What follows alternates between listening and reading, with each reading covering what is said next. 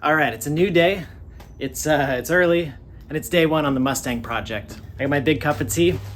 I got a lot to do. There's definitely a handful of like emergency fixes that need to be done before I even try and drive this thing again. All right, let's get going.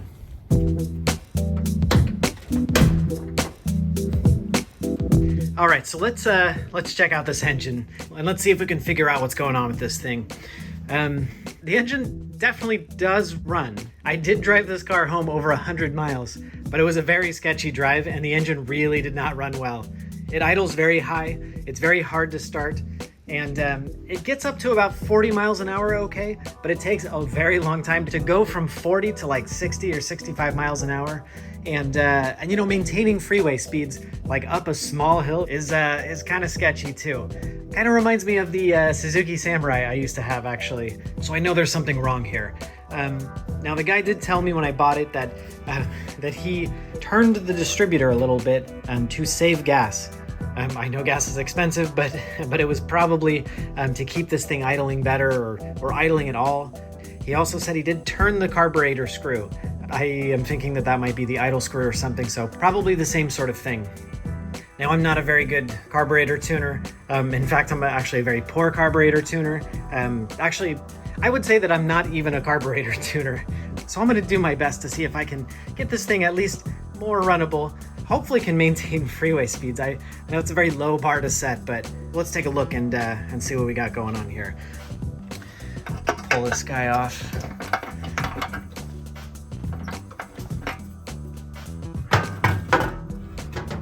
It's obviously not, I don't know if it's missing like some sort of piece here to seal this, but this should definitely be sealed to this thing. So maybe this is not for this engine.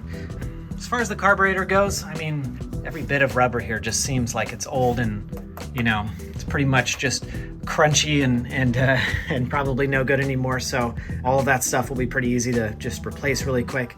The carburetor itself doesn't look terrible. You know, it looks okay. I know that the choke doesn't work. I can see the vacuum advance here.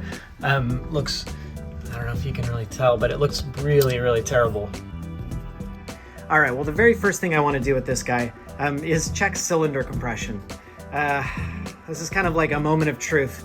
I really hope I don't have to like rebuild this engine. Hopefully it has some sort of like good and uniform cylinder compression across all six. The idea here is just to pull out all of the spark plugs, you know, hold it at wide open throttle, and we'll crank it over a few times and see what kind of compression we got here.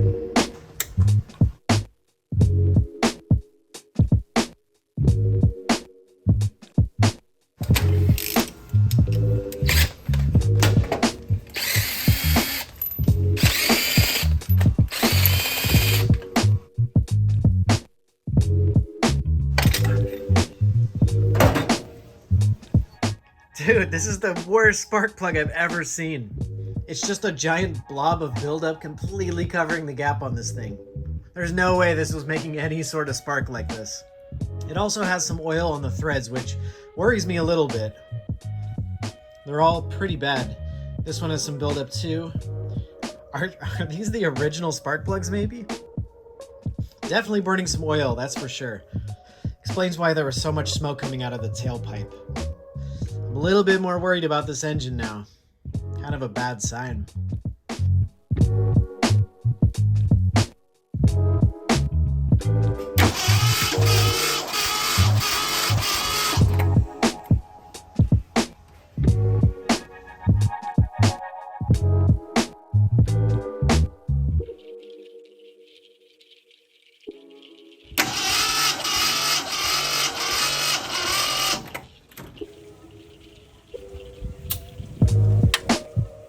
All right, well, kind of not good news, but not terrible news either. We did get pretty consistent numbers on all but one cylinder. What's important is that they're all the same or very similar. I think within like, I don't know what it is, maybe like 10% of each other or something like that. 92, this guy, which would be that like fourth cylinder back there, is a little bit low. It's not a catastrophe, you know, but there's something going on there. So I did the old trick where I squirted some transmission fluid in that guy. And what that does is it, I guess, kind of tries to seal the piston rings a little bit or helps them out a little bit. So if it gets vastly better after you do that, it's probably a good indicator that the piston rings are the culprit. And if it doesn't, that probably means the air is escaping up top through the valves, valve seals. That's kind of better news. You know, it could be that if I get a valve job done, or I guess just like really just get this head rebuilt, then maybe this will be closer. Maybe there's an issue with that valve. Maybe it's burnt, or just, you know, or has deposits on it that causes that pressure to escape. I do have a leak down tester. I'll hook it up to my air compressor and actually push air into these cylinders. And you can hear where the air is escaping. You know, you got to put your ear next to the intake or like the carburetor. Or if it's coming out of the bottom end, you listen into the oil dipstick tube and you'll hear the air squirting out of the crankcase. But, you know, it's going to run. It was running, even with these like absolutely insane spark plugs. Probably on like 4 cylinders or so, considering that 2 of these spark plugs, the gap was completely closed by like carbon buildup. So I kind of want to give this carburetor like tune up a shot and see if I can get that dialed in, and maybe this thing will run better. Maybe this thing will go up hills. Fingers crossed. All right, so I got all of my parts kind of laid out here so I can kind of visualize all of the stuff I need to do and maybe try and figure out what I'm going to do first. Over here I have my sort of like electronics upgrades. So I have an amp, I have a Bluetooth adapter, I have an alarm and a keyless entry, a new set of speakers, and I have my backup camera right there. Over here I have some interior and exterior, you know, missing pieces upgrades. I got my door handles right there. I have the emblems over there, some trim pieces, and some interior stuff here. And the door locks right there. So that'll be an important one considering I don't have a key for this door lock. I have half of the brakes upgrade parts here. So that's the brake booster, I have the master cylinder, a brake pedal here I'm gonna have to replace mine with. Over here I have sort of like engine tune-up stuff, engine fix-up stuff. So I got like spark plugs, I have some new battery cables. I have the fuse and relay box, same one I used on my Challenger project. And I have this HEI distributor, and that should modernize the entire ignition system. And then the last part I have here is this new fuel line. Not to replace my old fuel line, but instead I need to add a second fuel line for the return because I am gonna go fuel injection on this guy. And there are a few things I need to prep for before I can get that thing running. I have a little return line kind of fitting there, so I'm gonna have to drill out and install that in the sending unit. So that's everything. I think the best thing for me to work on right now is the wiring. Just about everything I have here is gonna require some wiring. The distributor, the stereo, the fuel injection thing. So I think that's what I'll get started on first. So obviously this guy needs to be replaced, a very short battery cable. Pretty much all of the big wires in here. You know, pretty much all of the wires in here, big and small. We got a few power wires, which are all crispy and kind of sketchy, kind of very sketchy. We got the starter cable. All of that stuff's gonna get replaced. I'm gonna put shielding on it, and we're gonna clamp it down properly so it's not all hanging out here.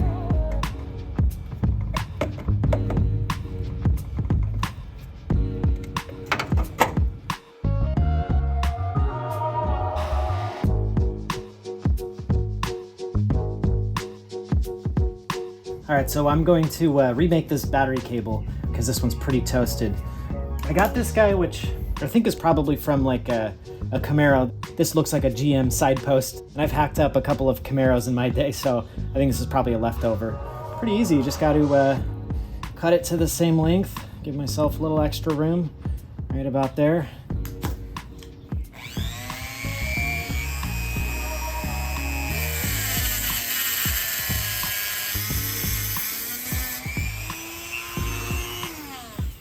All right, one other thing I'd like to do here, I want to add a couple more power cables directly to the battery here for my fuse block. I got this guy. I think I'm going to put it probably somewhere around here. Nice and easily accessible. So just a couple of sort of like medium gauge wires will give me plenty of power to run fuel injection thing, my amp, the fan, you know, stuff like that.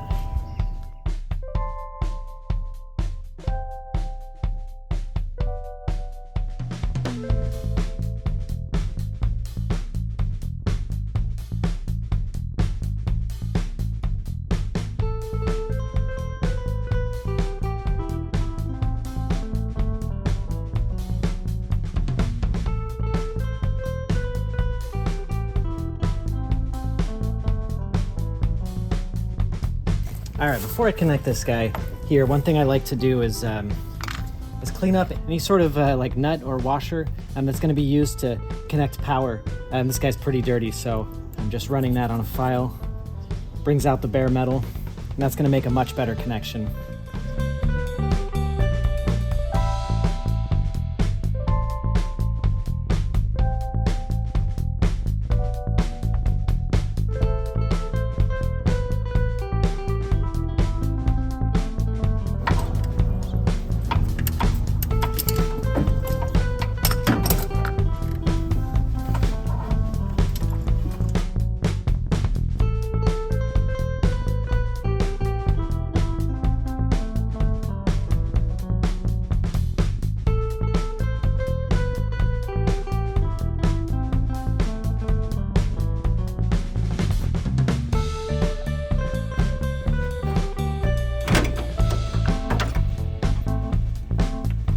All right, I got the negative power cable off, and I think this one might be the worst of them all. This sleeve here is just completely deteriorating. The wire's super corroded. I wonder if this is the original power cable from 1968. Could be. At least, you know, exposed wires are less of a problem. Oh, geez, look at this. It's crazy. This is like the worst battery cable I've seen. It's barely making a connection there. One thing I'm gonna do too, sort of similar to what I did with the positive cable, since we're switching over to a more electronic, like fuel injection, all that stuff, I think we'll do a double cable. Of course, that big boy going right to the block right there where it was. We're gonna do another one right here, just like a little loop, probably the radiator core here. And I think I'll replace this grounding strap here, and I'll probably put one more grounding strap somewhere on the body.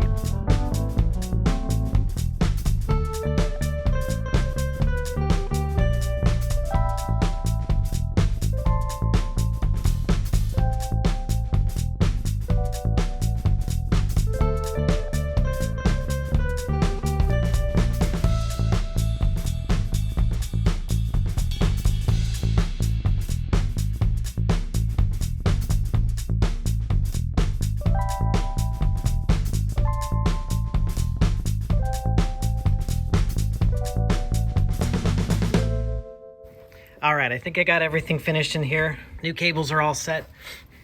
There was this one mystery wire that was plugging in from the cranking side of the starter, meaning that it only gave power when you were turning the key.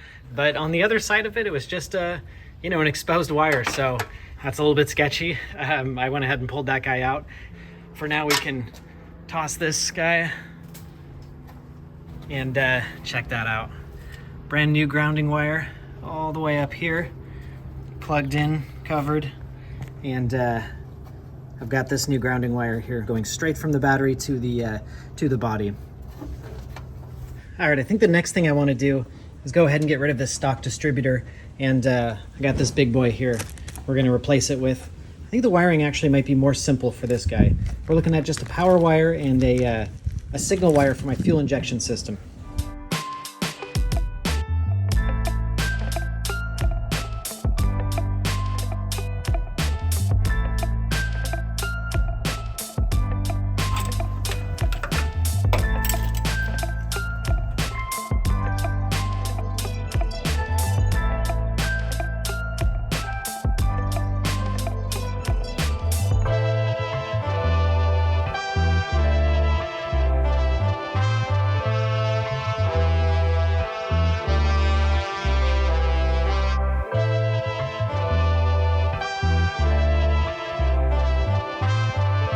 All right, got this thing on there and dropped right in, and I made sure to angle the thing, the rotor.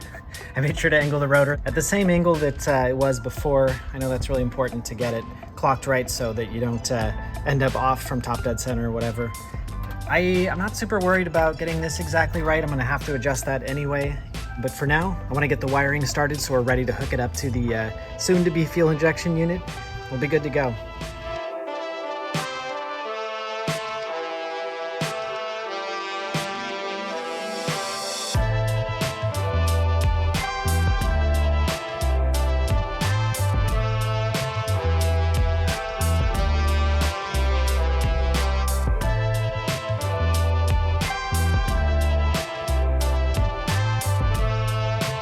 All right, so got that all wired in there, all looking nice. Got it in the wire loom there, and next up I want to start thinking about how I'm going to mount this guy.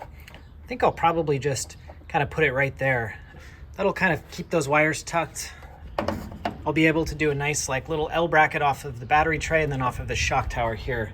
I guess the first step probably is to take care of this battery tray. I was gonna replace it, but I forgot to get it at the store.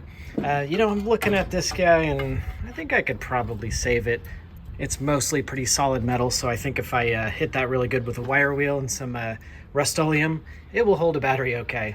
And yes, it was unbolted just like that. The battery was just sitting on here. The bolt holes are there, and the bolts are there too, but I guess they just decided to set it back in, leave it like that, so kind of bizarre. But let's get this guy cleaned up, and we'll start thinking about mounting this relay fuse block.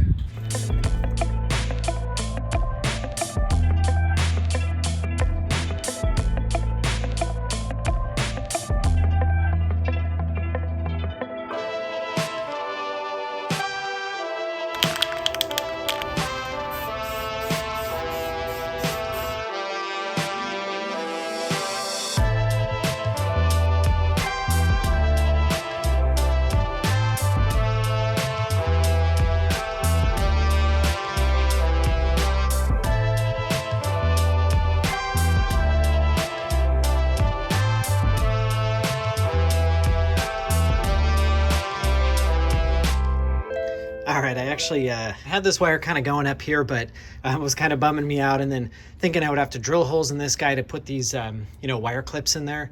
Also kind of bummed me out, and then having the wire kind of drape over.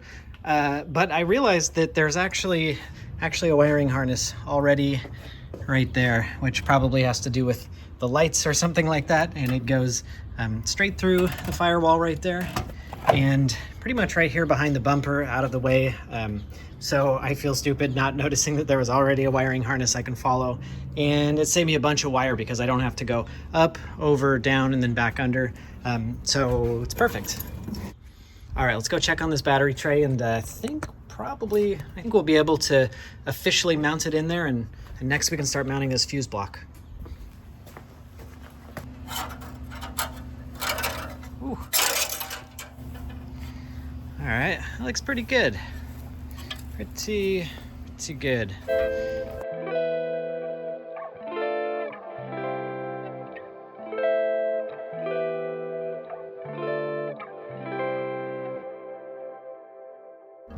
All right, well, that's it for this episode. Got some good stuff done. Got the engine electrical situation all fixed up. The compression test has me worried a little bit, and the oil on the spark plugs also, but I'm hoping it's just a minor issue with maybe the valves or something.